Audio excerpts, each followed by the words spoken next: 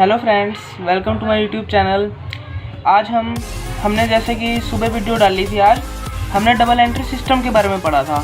तो अब हम अपना ये टर्म्स है दो, डेटर्स एंड क्रेडिटर्स, ये हमारी आगे बहुत काम आएंगे। आगे की वीडियोस जो हम बनाएंगे तो हम ये अब समझेंगे डेटर्स और क्रेडिटर्स अकाउंटिंग में होते क्या हैं। डेटर्स का मतलब होता है हिंदी में देनदार और क्रेडिटर्स होते हैं लेनदार। अब इसमें होता क्या है, सबसे पहले हम पढ़ेंगे डेटर्स के बारे में।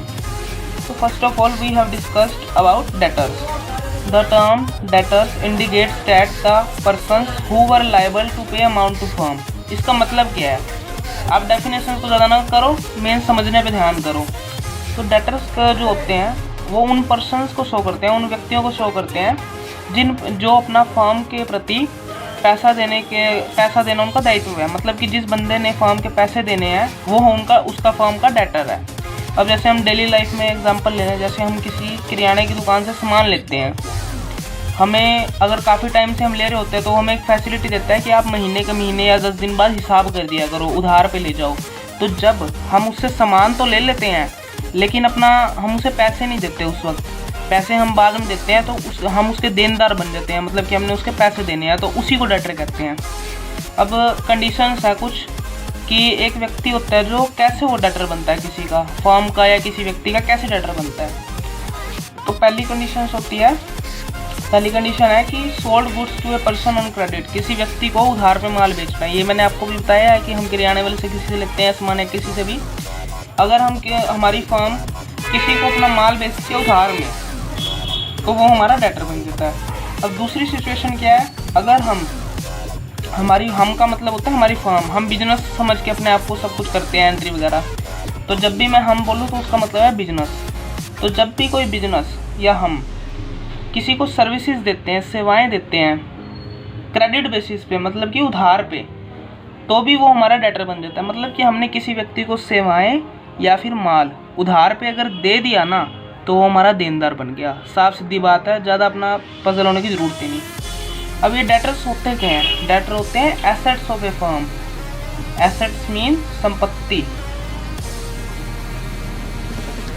हमने बेसिक अकाउंटिंग टर्म में पढ़ा था, एसेट मीन संपत्ति। जो फर्म की संपत्ति है ना, चाहे वो लैंड हो, चाहे वो बिल्डिंग हो, चाहे वो कैश हो, चाहे मशीनरी हो, चाहे कंप्यूटर हो, कोई भी अपना संपत्ति है जो भी फर्म के पास है तो उसे हम एसेट कहते हैं। वैसे ही अब देनदार है जो, उसने फर्म का पैसा देना है, वो कभी ना कभी तो पैसा देगा, तो इसलिए ये संपत्ति में गिने जाते हैं।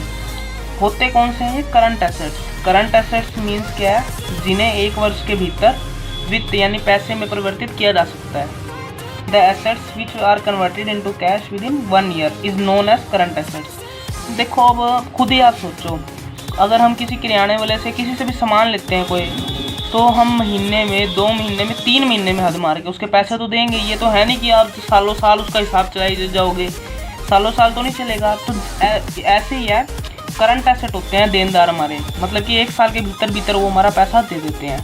आई होप आपको समझ आ रहा होगा। अब हम बात करेंगे क्रेडिटर्स की, कि क्रेडिटर्स क्या होते हैं।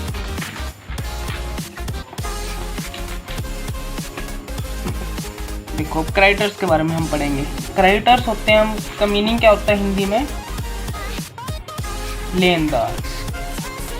जैसे कि डेटर देनदार होते हैं, क्रेडिटर लेनदार होते हैं। अब आपको मैं सिंपल सा एक लॉजिक बताऊं।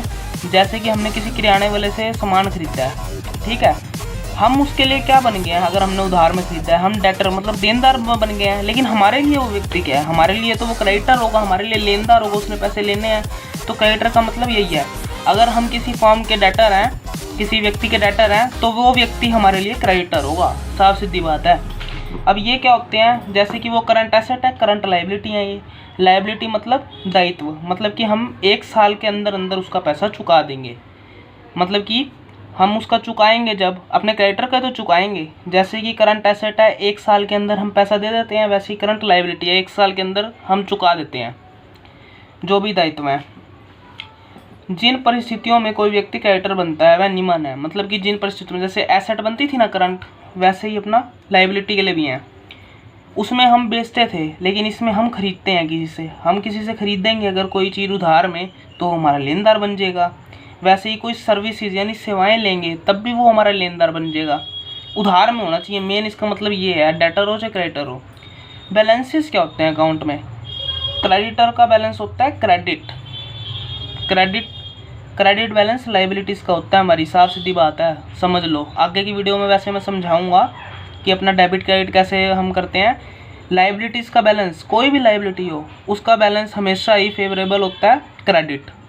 ऐसे ही डेटर्स होते हैं, उसका बैलेंस होता है डेबिट। ये हमारी होती है लाइबिलिटी, मतलब दायित्व। और डेटर जो हमारे होते हैं ये होते हैं हमारे एसेट। एसेट्स भी हम पढ़ चुके हैं काफ़ी सारे, बाकी आने वाली वीडियोस में जहाँ जरूरत पड़ेगी आपको मैं बताता जाऊँगा। डेटर्स होती है हमारी संपत्ति। अगर आपको क्रेडिट डेबिट अभी समझ नहीं आता तो कोई बात नहीं है, बस ये समझ लो क्रेडिटर लेनदार होते हैं और डेटर देनदार होते हैं। क्रेडिटर ने हमसे पैसा लेना होता है, डेटर ने हमारा पैसा देना होता है। अब आपको ये अगर वीडियो अच्छी लग रही है तो कमेंट करके बताएं आपको कौन से टॉपिक्स पे चाहिए, मैं उन टॉपिक्स पे वीडियो बना दूंगा। साथ साथ अगर वीडियो अच्छी लगी है तो उसे लाइक करें, चैनल को सब्सक्राइब कर दें। आई होप आपको वीडियो अच्छी लगेगी।